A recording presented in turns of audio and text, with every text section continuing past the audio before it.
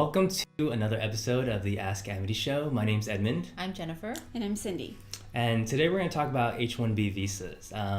We get this question asked a lot. The question is, what type of jobs are ideal to qualify for an H-1B visa? And so, Jennifer, can you kind of set the tone and foundation for this topic and let us know what an H-1B visa actually is? Sure. So an H-1B visa is actually a work visa. So it's usually for people who want to come into the U.S. and work temporarily. And it's a professional type of work visa. So usually it's for people who have experience, a higher level of education, and they only want to, maybe temporarily come into the U.S. and work. Gotcha.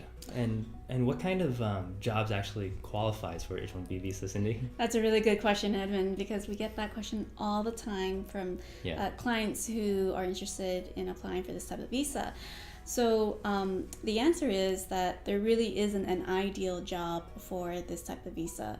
What really matters more is whether or not you can meet the qualifications and the criteria laid out by USCIS. So there are criteria that the employer needs to meet, and then there are criteria that the employee needs to meet.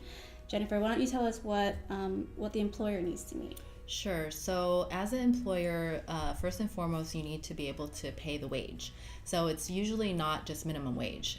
It's a higher standard of pay, and it's determined by the Labor Department. And when we do the application, there's a part where it's called a prevailing wage request. So we request this type of level for this individual, for this type of job. They give you kind of a leveled pay range, and you have to fulfill that pay and be able to have the company pay for that.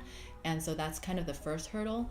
Secondly, you have to really be able to know that this company cannot be dependent on foreign workers.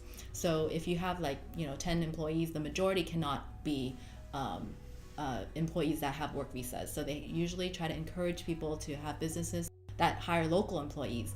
So that's kind of the two main things that employers need to follow. And for employees, Cindy? For employees, the criteria, one of the main criteria is that, again, Jennifer said it was a professional work visa. So you need to have had at least a 4-year degree or some kind of specialized training or some kind of licensing. And then once you get the visa, then it lasts for 3 years, and then you can also renew it for another 3 years. Once you're on the H-1B visa, and there's a time where you can start thinking about it if you want to apply for a green card, and your employer can sponsor you for the green card.